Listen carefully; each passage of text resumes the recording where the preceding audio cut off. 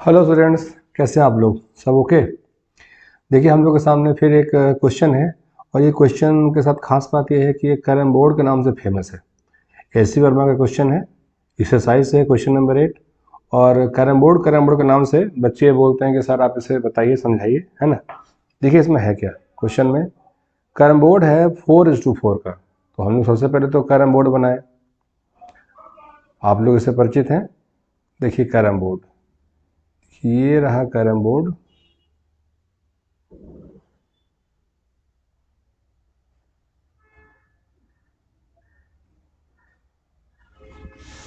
Right. और ये 4:4 का है। कहने का मीनिंग ये हुआ कि लेंथ और विड्थ दोनों इसके बराबर है। ये यहाँ से लेके यहाँ तक ये 4 फीट, और इधर भी ये 4 फीट। राइट, ये भी है 4 फीट। ऐसे कॉर्नर होता है इसके चारों कॉर्नर में, ये देखिए ऐसे होल होता है, और इस होल में जाना होता है किसी स्ट्राइकर को या फिर जो भी है, क्वीन वगैरह जो आप देख रहे हैं। अ कैरम बोर्ड 4:4 है ना, has a queen at the centre.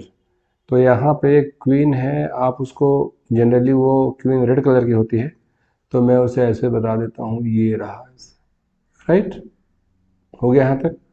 The queen hit by a striker moves to the front edge, rebounds and goes in the hole behind the striking line. अब देखिए स्ट्राइकिंग लाइन का ख्याल आ रहा है। वो line तकरीबन इस तरह से रहता है। देखिए स्ट्राइकिंग लाइन ऐसे रहता होगा, ये देखिए आपको याद आ जाएगा इस तरह से। देखिए यही लाइन है, जैसा कि आप सब जानते हैं। तो स्ट्राइकर इसी लाइन पे होता है। राइट, अब इसके बाद क्या है, इसका मूवमेंट चेक कर लीजिए कैसे होगा। रिबाउंड सिस्टम है, तो पहले ये यहाँ से ऐसे, है ना, उसके बाद ये यहाँ से ऐसे। राइट, जैसा कि आप सब जानते हैं, ऐसे सिचुएशन में जितने एंगल से वो आएगा विथ नॉर्मल, उतने ही एंगल से जाएगा। और सहूलियत के लिए एक ट्रायंगल हम लोग ऐसे बना लेते हैं। ये थीटा है तो ये भी थीटा होगा, और ये थीटा है तो ये भी थीटा होगा। नेम दे दीजिए, सपोज ये पॉइंट ओ, ये पॉइंट ए, और ये पॉइंट बी, है ना। इस पॉइंट को मैं ऐसे सी बोल देता हूँ, इस पॉइंट को मैं ऐसे डी बोल देता हूँ। और आपके सामने दो ट्रायंगल दिख रहा होगा। एक ट्रायंगल तो है ए डी बी, जो ऐसे दिख रहा होगा, ज़रा गौर करिएगा, ये ट्रायंगल। राइट, तो यहाँ पर हो गया ए, ये हो गया डी, डी राइट एंगल है ए डी, और ये एंगल बी, ये एंगल थीटा। और एक ट्रायंगल और आपके सामने ये रहा छोटा सा, ये ए सी ओ करके है, ये देखिए ये ऐसे है। ये रहा ए, ये रहा सी, ये रहा ओ, और ये एंगल हो गया थीटा, और ये 90, है ना। इस लेंथ को मैं एक्स मान लेता हूँ, तो सी से लेकर डी 2 फीट हो जाएगा, है ना जी। देखिए अगर ये कंप्लीट 4 फीट है तो 4 फीट का हाफ होगा ना, ये 2 फीट। तो अगर मैं इसको एक्स मानता हूँ, तो ए से लेकर डी कितना हो जाएगा, 2 माइनस एक्स फीट, है ना। और ये अगर कंप्लीट 4 फीट है तो ये हाफ ओ सी कितना हो जाएगा, ओ सी 2 फीट। राइट, और कंप्लीट बी डी तो खैर 4 फीट है ही। तो देखिए बी से लेके डी ये है 4 फीट, और सी से लेके डी ये है 2 फीट, है ना। तो ये तो आपके सामने है। ए सी को हमने एक्स फीट माना है, तो अगर if A C will be equal to x feet, then A D will be equal to, then A D will be equal to, then A D will be equal to 2 minus x feet. Correct, सही है जी। अब question का अब next देखिए क्या है। Find the magnitude of displacement of the queen from the centre to the front edge. Centre to front edge हमें O A चाहिए। फर्स्ट पार्ट में हमें ओ ए चाहिए, I mean O A vector का mod ये रहा। इसका मतलब हुआ कि हमें लेंथ ओ ए की ज़रूरत है, लेंथ ओ ए। राइट, हमें देखिए हमें लेंथ ओ ए चाहिए, तो उसके लिए क्या करेंगे। From right angle triangle O C A, now from right angle triangle, now from right angle triangle OCA and BDA इतना तो हम बोल ही सकते हैं ना कि tan थीटा दोनों ट्रायंगल में सेम होगा। कहने का मतलब हो गया x/2 will be equal to 2 minus x/4। इसको आप सॉल्व करेंगे तो ये 2 2 जा 4 कैंसिल हो गया, और इसके आगे ये हो जाएगा 2x that will be equal to 2 minus x, और इसके आगे ये 3x विल बी 2, देन यहाँ से x विल बी 2/3 है ना। तो हमें OA की ज़रूरत है। देखिए हमें OA की ज़रूरत है इस ट्रायंगल में। देखिए OA, तो from right angle triangle OCA, now from right angle triangle OCA, now from right angle triangle OCA, triangle OCA कहा जाए, हम लोग ऐसे लिखें OA square will be equal to OC square plus AC square, है ना। तो 2 स्क्वायर, इसको आप ऐसे कहिए, just second, OA square will be equal to OC, तो 2 स्क्वायर प्लस x स्क्वायर, है ना जी। तो 2 स्क्वायर प्लस x की वैल्यू हम लोगों ने ऑब्टेन किया है 2/3, तो ये 2/3 होल स्क्वायर, और OA की वैल्यू अब निकालेंगे इसके आगे, तो ये ऐसा हो जाएगा, है ना। Therefore OA will be equal to 4 plus 4/9, therefore OA will be equal to 40/9, therefore 4 into 10/9, और OA की वैल्यू हो गई 2/3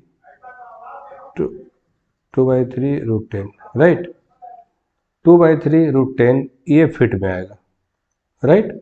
तो हम लोगों ने इस तरह से A को पूरा किया। अब आइए B पार्ट करते हैं डिस्कस। B में क्या कहा गया, from the front edge to the hole. देखिए from the front edge to the hole, तो फ्रंट एज तो A हो गया, A टू होल ये हो गया, A टू B। इसका मतलब हमें AB का मॉडुलस चाहिए, है ना, हमें AB रिक्वायर्ड है। तो इस केस में from right angle triangle ADB, in this case from right angle triangle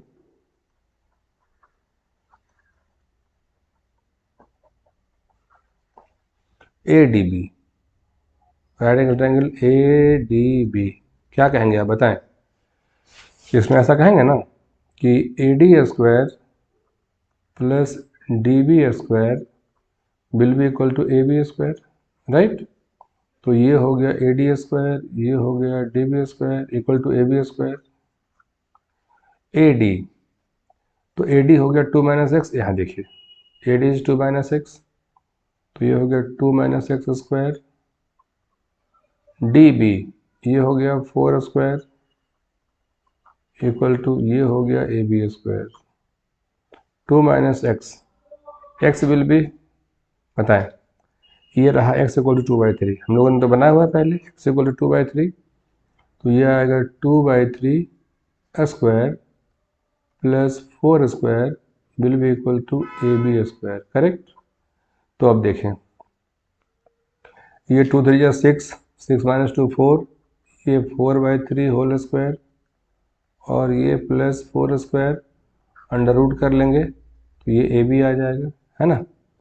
और 4 को आप सीधे बाहर कर लें, तो ये बचेगा 1/9 प्लस 1, तो ये फिर ऐसा हो जाएगा, और 4 ये हो जाएगा 10/9, राइट।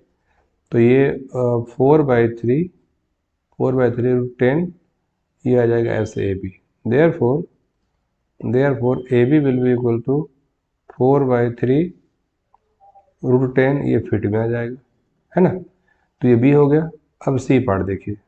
C पार्ट में कहा गया, देखिए from the centre to the hole, हमें सेंटर से होल तक डिस्प्लेसमेंट चाहिए, तो फिर गौर करिए दिस इज राइट, तो ओ बी चाहिए। In this case O B is required, in this case